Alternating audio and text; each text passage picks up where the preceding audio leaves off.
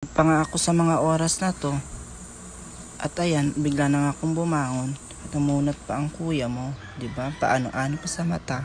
Inaantok pa nga ako sa mga oras na to at ayong kinuha ko na nga ang cellphone. Anyan, nagpa-cute ang kuya mo at ganito na lang pala ang buhay natin ngayong araw na to. At ito nga pala yung mga kalat sa kwarto ko na akong lilinisin ngayong araw. At ito nga po pala ang aking pusa pahigay-gat padila-dila ng sarap ng buhay ng pusa akong to. Agad na akong tumayo dyan, kumuha ng kape, ayan. Pagkatapos nga palang kumuha ng kape, ayan. Natapon nga palang aking kape at nagtingin na rin ako ng oras kung anong oras na. Kasi baka malita ko, joke lang po.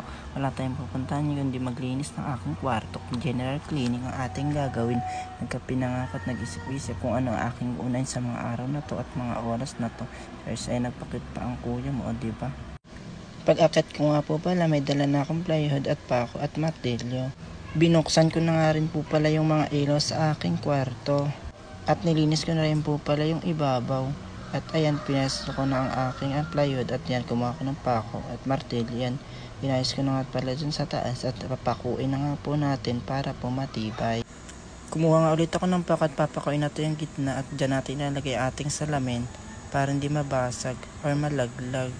Kailangan matibay ang ating paglalagay ng ating salamin. Tinanggal ko na rin pala ang takip ng aking damita na kortina. Ay tinanggal ko na rin yung mga kalat sa taas. Ay at nagmarabel pa ang kuya Ismo. Ayan, pinatay ko na yung ilaw kasi sobrang init, para ko lang sa impyerno.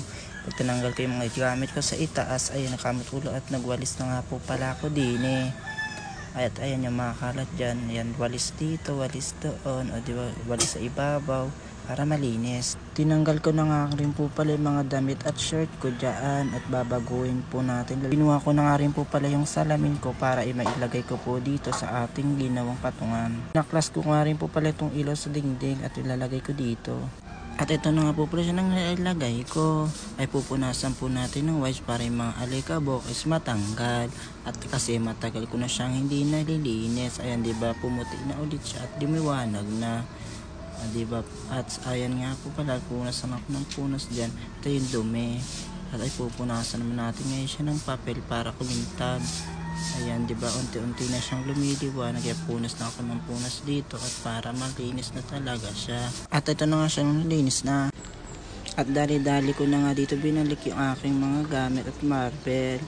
At ito na nga rin pala mga pitchil ko pa na ginagamit. At ayan, binalik ko na at nilinis ko na ulit at nilagay ko na ulit yung aking black shoes para malinis. At ayan na nga po pala, nilagay ko na ang picture namin ng aking jowa dyan sa ibabaw para maganda. At nagwalis na nga po pala ako dito para yung mga kalat is matanggal na. At ayan nga po, nilabas ko na din pingganan ko at ayan, nawilisan ko na ulit at nilagay ko na nga po pala sa lagayan yung mga anik-anik at mga basura ko na hindi na ginagamit na mga papel. At binul ko na nga rin po pala ito at ilabas ko na at ayan, nagwalis na ulit ako at pati yan. Tinanggal ko na rin po pala yung bag dyan at nilinis ko na rin po pala yung ilalim ng kama para walisan. At ayun, yung aking walisan ito. Nilinis ko na rin po pala yung ilalim. Tinanggal ko yung mga sapatos ko dyan at tablet piece. At tinignan ko pala ang box ay merong ipis at ito'y aking tinanggal na. Kasi takot ako dyan. At nung natanggal ko na nga po pala, pinagpago, kinuha ko rin aking sapatos at nilagay ko na sa loob para hindi maalikabukan. At ito, nalisan ko na rin yung isang box kasi sobrang alikabok. Tinanggal ko na rin yung washing machine na sira. Tinanggal ko na rin po pala ang aking mga black shoes dito sa ilalim para linisan at walisan. At ayan po, ibinalik ko ng gas at ayan, pag ulit at ilagay ko na ulit yung mga box ng sapatos ko at binalik ko na yung washing na sira kasi hindi pa naman yan ayos at tablet PC nilagay ko na. At ayan, tapos nga palang ayusin, nagwalis na ako. Pit na nga rin po pala ako dyan ng arpet para ilagay sa aking damitan para hindi maalikabukan. At nilagay ko na rin po pala yan sa ilalim para hindi maalikunan aking damit. Tanggal ko na nga rin po pala yung mga nasa ayan ng mga kumot at punda para lagyan din ng carpet para hindi rin sila maalikabukan. Nakakita nga ako ng 3 ipis dyan, 2 na lang yung natira kasi tumakas na yung isa. Iniwan na silang 2 kasi tiiwan ka rin naman, hindi naman kayo panghabang buhay. Joke lang po. At ayang kinuha ko na nakuha ko, tinapon ko na nga at yung isa lumalaban pa. Kala mo naman ipaglalaban ka, iiwanan ka din yan. Hindi kayo panghabang buhay, kaya huwag na maging komportable. Daling-dali na rin po pala ako nagtupi kasi nakakaramdam na ako dyan ng gutom. Arrange ko na rin po siya. Lagyan ko na nga rin po pala ng kortina para hindi maalikabok ang aking mga damit. Mabilis na nga ako maglinis ng higaan ko kasi gutom na ako. At ayan na nga, may pagkain na ako, nasunog pa yung paksiw ng tilapia. Kalahati sunog ay ang pait niya, kaya na ganyan yung mukha ko. At ayan, nakatitig na ngayon. Pusa ako sa akin. And gutom na ako, nanginginig na talaga ako sa gutom. Kaya ayan, napaspas tayo, gutom na at binigyan ko siya kasi ang sama ng tingin niya, high blood na yata. At ayan, bumalik pa nga siya sa akin. Sabi niya, pengi pa daw. Sabi ko, wait lang, maghintay siya kasi gutom na yung amo niya at baka ikaw ang makain ko. Tsak lang po. At high blood na nga yung pusa ko sa akin at tumingin siya sa camera at yan, tinumba niya kasi kumakain daw ako, nagsiselfone, nagbibideo pa. Pakilimerang pusang to, manang-mana sa amo. O ayan, lalapit-lapit ka ngayon, sasampalin kita eh, joke lang.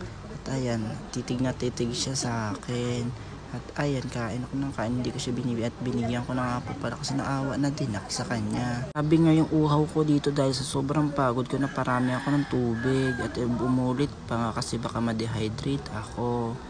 At tumayo na nga ako para tinawag ko na siya at papakainin ko na siya kasi ang init na ng ulo niya parang ako. Masimas ko na nga siya dyan para mabawasan yung init ng ulo niya at kinumport ko siya kasi mainit ang ulo niya sa akin. At tinanggal ko na nga rin pala ang kurtina dito kasi ang init, kulog na kulog at tinupi ko na rin pala to para na kinukuha na lang sa sobrang liwanag. At kasi pag nagtsakol ka dito parang kakulab na si Santanas, sobrang init, grabe. Hanggang dito na lang pala to. Thank you for watching. Bye.